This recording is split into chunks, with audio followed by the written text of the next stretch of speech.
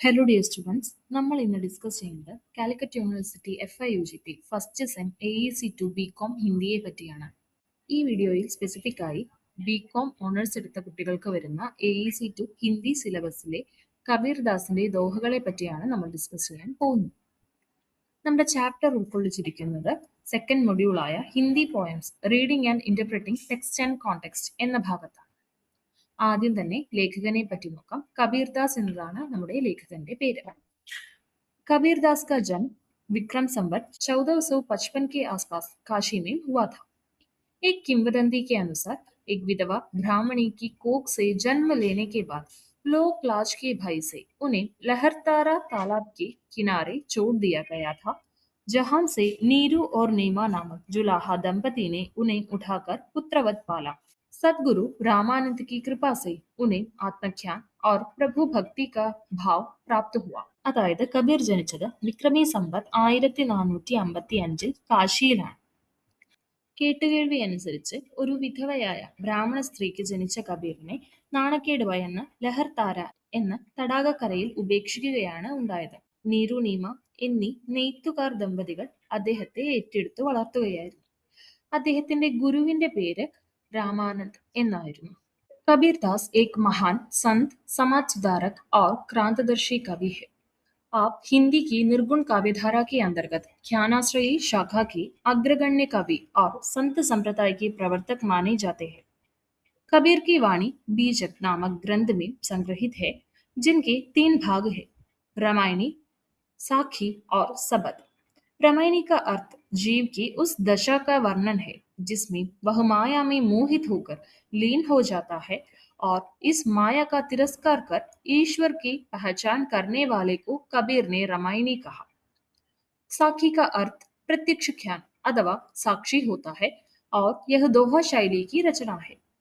അതായത് കബീർ ദാസ് ഒരു മഹാനായ സന്തും സാമൂഹിക പരിഷ്കർത്താവും ആയിരുന്നു.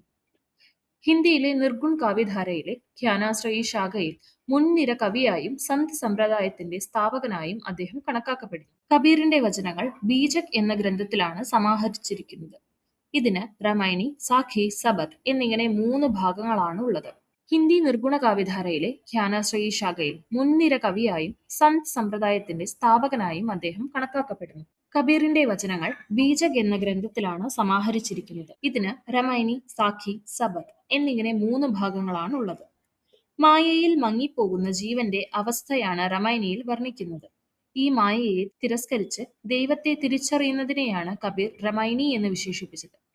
നേരിട്ടുള്ള അറിവ് അല്ലെങ്കിൽ സാക്ഷി എന്നതാണ് സാഖി എന്നതുകൊണ്ട് അദ്ദേഹം അർത്ഥമാക്കുന്നത്. ഇത് ദോഹ ശൈലിയിലുള്ള രചനയാണ്. വേ പഹലെ സന്ത് और समाज सुधारक थे तथा बाद में कवि, क्योंकि कविता उनका उद्देश्य नहीं बल्कि समाज की विकृतियों, पाखंड, धर्म के आडंबर और रूढ़िवादिता के खिलाफ वातावरण तैयार करने का माध्यम थी. उनकी वाणी में जगह जगह क्रोध और व्यंग के स्फुलिंग छूटते नजर आते हैं. कबीर की भाषा सदुकड़ी या खिचड़ी भाषा थी. कबीर की भाषा सामर्थ्य को देखते हुए डॉक्टर हजारी प्रसाद द्विवेदी ने लिखा है, भाषा पर कबीर का जबरदस्त अधिकार था. वे वाणी के डिक्टेटर थे. അദ്ദേഹം ഒരു സന്യാസിയും സാമൂഹിക പരിഷ്കർത്താവുമായിരുന്നു. അതിനുശേഷം മാത്രമാണ് അദ്ദേഹം കവി എന്ന നിലയിൽ എത്തിയത്.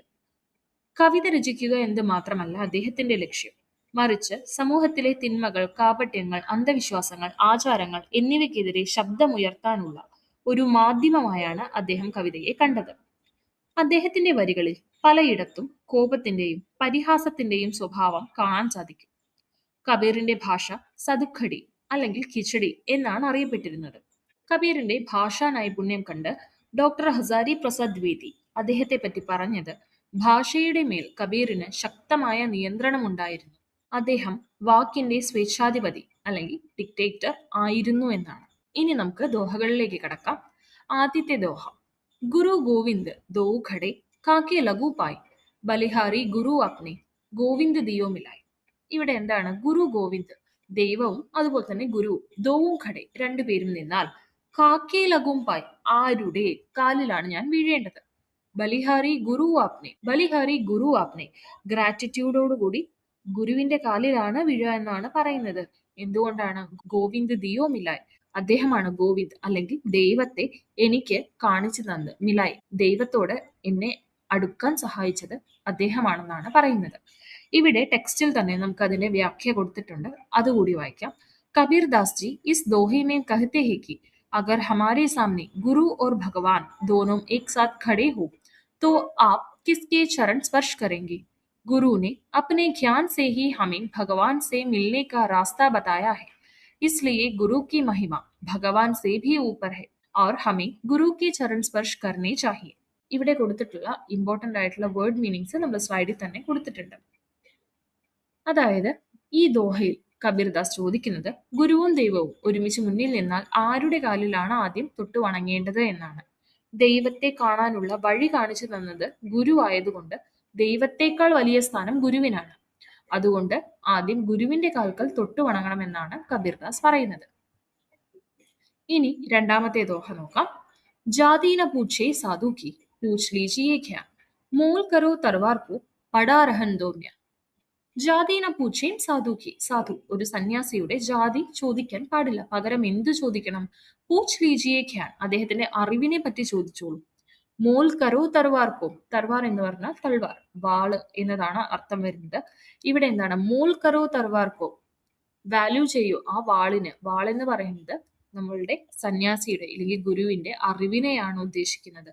പടാരഹന്തോ മ്യാൻ, മ്യാൻ എന്ന് പറഞ്ഞാൽ വാളിന്റെ ഉറ, വാൾ വെക്കുന്ന ആ ഒരു കേസിനെയാണ് ഉദ്ദേശിക്കുന്നത്. പടാരഹന്തോ, ആ കേസ് അല്ലെങ്കിൽ ആ ഒരു വാളുറ അവിടെ കിടന്നോട്ടെ, പകരം അതിനുള്ളിലുള്ള വാളിന്, അതിനാണ് വാല്യൂ കൊടുക്കേണ്ടത്. സച്ചാ സാധു സബ് പ്രകാർ കെ ഭേദ് ഭാവോं से ऊपर उठ जाता है, उससे यह न पूछो कि वह किस जाति का है, साधु कितना ज्ञानी है यह जानना महत्वपूर्ण है. साधु की जाति म्यान के समान है और उसका ज्ञान तलवार की धार के समान है. तलवार की धार ही उसका मूल्य है, उसकी म्यान തൽവാർ കെ മൂല്യക്കോ നഹീം ബടാത്തി. ഒരു യഥാർത്ഥ സന്യാസി അല്ലെങ്കിൽ ഗുരു എല്ലാവിധ ജാതി ചിന്തകൾക്കും അതീതനാണ്. അതുകൊണ്ട് ഒരാൾ ഏത് ജാതിയിലുള്ളവനാണെന്ന് അന്വേഷിക്കുന്നതിന് പകരം അയാളുടെ അറിവിനാണ് വിലയിടേണ്ടതെന്നാണ് കബീർദാസ് വ്യക്തമാക്കുന്നത്. ഒരു സന്യാസിയുടെ ജാതി വെറും ഒരു ഉറ, ഒരു മ്യാൻ പോലെയാണ്. എന്നാൽ അയാളുടെ അറിവാണ് വാളിന്റെ മൂർച്ച പോലെ പ്രധാനം. വാളിനാണ് യഥാർത്ഥത്തിൽ വിലയുള്ളത്, അതിന്റെ ഉറക്കല്ല. അപ്പോൾ നമുക്ക് രണ്ട് ദോഹകളാണ് നമ്മളുടെ സിലബസിൽ പഠിക്കാനുണ്ടായിരുന്നത്. രണ്ടെണ്ണം നമ്മൾ നോക്കിക്കഴിഞ്ഞു. നമുക്ക് ഒന്നുകൂടി വായിച്ചു നോക്കാം. ഗുരു ഗോവിന്ദ് ദോവു ഖടെ കാക്കെ ലഘും പായ് ബലിഹാരി ഗുരു ആപ്നെ ഗോവിന്ദ് ദിയോ മിലായി.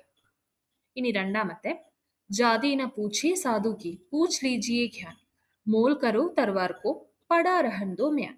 അപ്പോൾ നമ്മുടെ രണ്ട് ദോഹകളും കഴിഞ്ഞിരിക്കുകയാണ്. എല്ലാവർക്കും നമ്മുടെ ദോഹകളെ പറ്റി ഒരു ഐഡിയ കിട്ടിക്കാണുമെന്ന് വിശ്വസിക്കുന്നു.